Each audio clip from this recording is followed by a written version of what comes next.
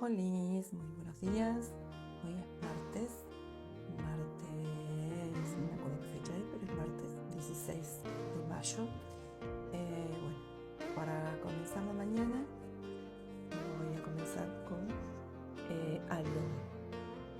Esto, te cuento que esto tiene un 62% más de vitamina E de la que tenía antes.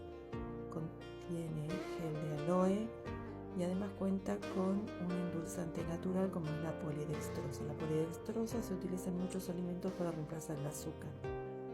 Además sirve para prevenir la obesidad y sirve mucho para las personas que tienen gastritis y problemas estomacales. De por sí el aloe, sabemos que que el aloe actúa como desinflamatorio en